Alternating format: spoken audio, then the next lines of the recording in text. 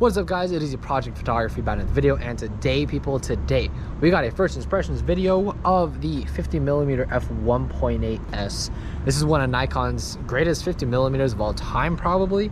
It's small, lightweight, compact, and I bought it because there's an event that I'm going to be shooting at, and the brightest lens I have is a 24-70 f2.8, so I figured I got to get something a bit brighter. And plus I've just been meaning to expand my prime kit arsenal for my Nikon Z system for a while now. But how this first impressions video is going to work is that I'm going to do some POV photography with this camera, with this lens, so you guys can see some first-hand photos of me shooting it for the very first time. I picked this lens up like 2 hours ago, so this is as first impressions as you can get. Then after, we're gonna go back to my place and I'll be talking about it a little bit. So let's jump right into it. Let's do some POV photography. Let's create some amazing photos, and yeah, 50mm f1.8s. It's a pretty nice lens from what I've seen. So let's get right to it and do some POV photography.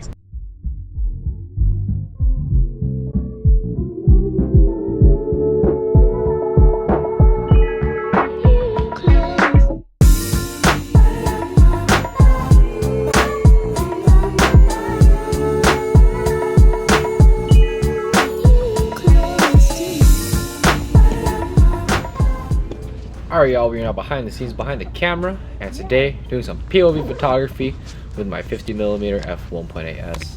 Now this is the first time actually using this lens ever, so this is literally as first impressions as you can get.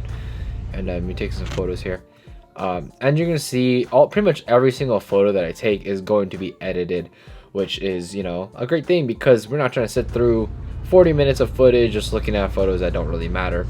So anyways, I've actually come here to shoot quite a bit, but I like coming here to test out lenses because I know it's like a decent area. And if you notice, I actually shot in this area for my Google Pixel video, so that's kind of why it's a little similar if you guys know where that's from.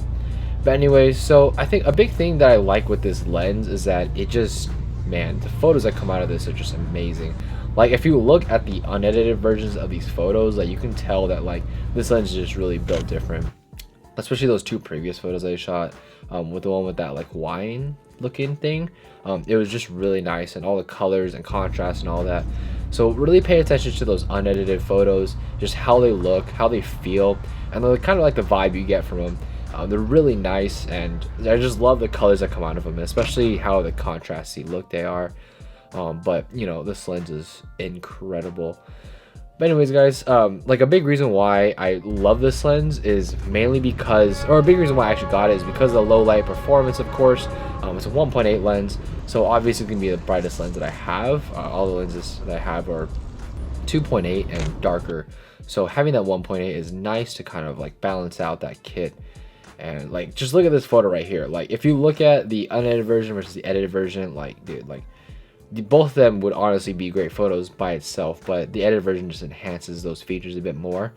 But you know, like a reason why I love this lens is that, you know, the photos that you take, like you really don't have to do too much to them. And you're gonna see the last photo I take, I really don't even have to edit it that much. So on this part, there is a like kind of more scenic area that has more restaurants and stuff, and there's this Claremont movie theater that I think is cool that I kind of want to frame with this chair. So that's exactly what I do. Like look at this unedited version right here, and then as we move on to the unedited version, we can see we kind of boost that contrast a bit. But if you looked at that unedited version, dude, it was really nice. Like there's really not much you really have to do to those photos. And this is Nikon, one of Nikon's best lenses, and I don't doubt it by any means. So right here, I see this kind of neon sign through this window that I kind of want to highlight right there. Again, just nice and clean. This is where the f1.8 really comes into play. We're making sure we blow out that kind of foreground and make that background kind of a main selling point. And if you look at the edited version, go along with that same trend. But I think a big reason why a lot of people really like those f1.8 and kind of faster lenses, because you get that bokeh separation. For me, that's actually not a big part why I like a lens like this. Like for me, when using bokeh, it has to be really strategic, it has to be really tasteful, because I think people really like overuse that bokeh look where you just kind of have the subject and then just bokeh at the background. But for me, when I'm doing it, it all needs to be strategic for a reason. because if you're not doing that, then you're kind of just like falling behind and not really making photos that are dynamic and stand out. And when I'm shooting, especially with a 1.8 lens, I can use that to my advantage and really make sure that, you know, we're using that bokeh strategically. Also, just look at this photo, like it's unedited. I mean, come on, like that's ridiculous. And then we move on to the edited version right here. This is probably going to be the only shoot where I actually like really like the unedited versions and really showcase them more than the edited versions, just because, man, like, just look at that, like that's crazy. We're coming up on the last photo here. So I see this car. The main thing that I really like about it is that interior. So I just take a quick shoot, really quick shot right here. Go ahead and do that. And look, dude, just look at this photo. Like, come on, like that's absurd. No, I'm just sounding like I'm fangirling right now, but dude, I mean, come on, that's ridiculous. And then if we move on to the edited version right here, like there's really not much of a difference. Like you're really just boosting the highlights and then bringing down the shadows a little bit. But man, that photo is absurd. Some of my favorite photos are the ones where you really don't have to do too much to them. You just let the camera do the work and it's just perfect in camera. So yeah, that's pretty much it for this kind of short POV part. I hope you guys enjoyed seeing me shoot with this lens for the first time ever in my professional career. Let's get back to the video. All right, y'all, just finished shooting my first photos with this 50mm f1.8, and man, they're pretty good. I gotta admit, they're pretty good. They're very similar to the 24-70 f2.8, which is a fantastic lens.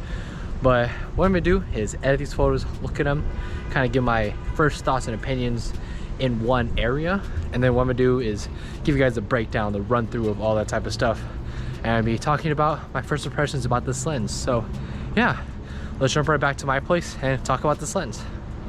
All right, y'all, we are now back in my place and we'll be talking about this lens, my first impressions, first thoughts, and all of that after using this lens for the first time ever.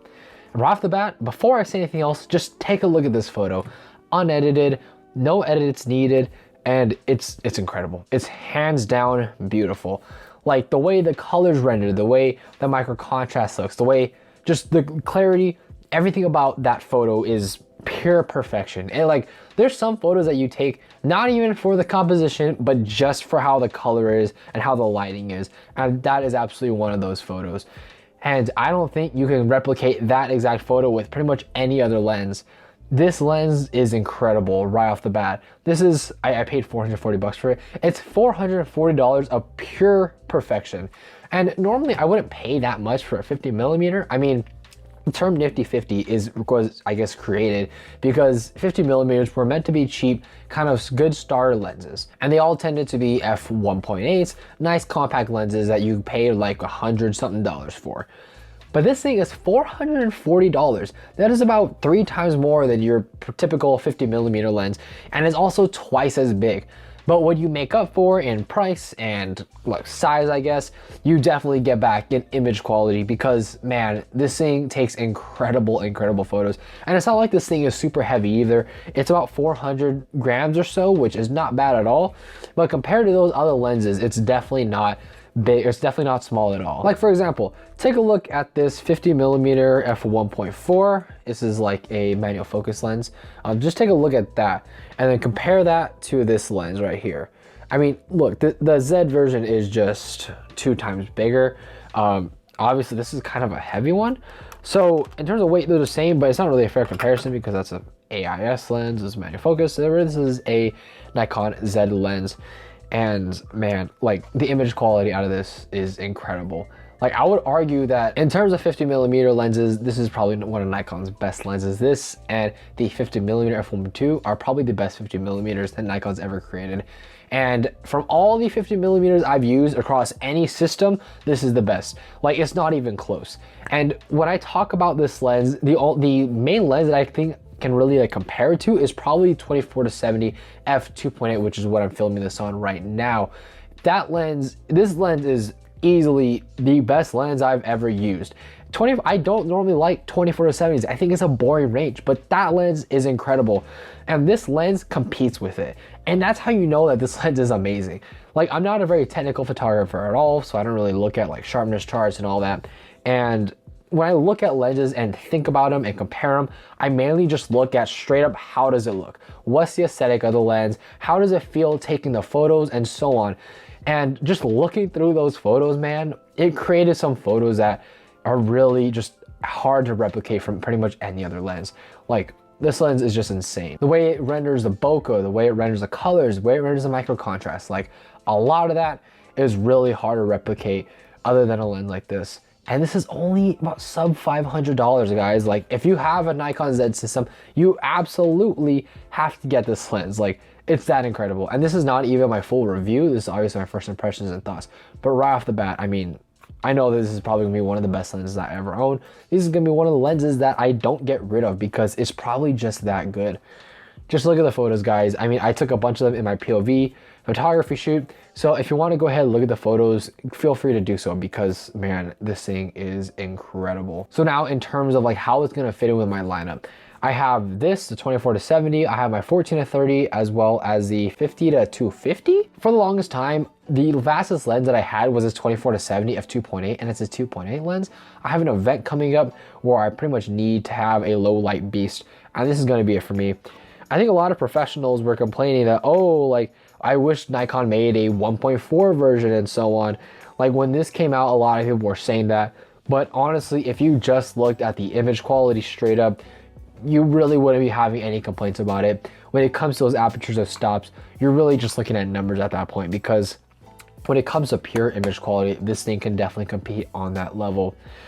So yeah, guys, first impressions is that this lens in terms of image quality is definitely similar to my 24-70. It's incredible in pretty much all those departments. You can look at the images for yourself. They're absolutely incredible in terms of size and weight. You know, very kind of bigger, definitely on the bigger side for a 50mm lens, but definitely carryable. Like, you're not gonna be killing your back carrying this in your bag, or in your bag for sure. I mean, the guy that sold this to me, he was like, oh, like, I switched to Olympus because this is just too big, but it's not that big. Anyways, guys, let me know what you guys think about this lens. Let me know what you guys think about my kind of shoot with it and about the photos. I know this is kind of more a shorter analysis part, but literally, like, all I can say is that this lens is incredible for the few times that I've shot it. And me going forward, I'm gonna definitely be shooting with it a lot more so I can make a comprehensive review about it. Anyways, guys, let me know what you guys think about this video down in the comment section down below. Rate, comment, subscribe, and I'll catch you guys in the next one.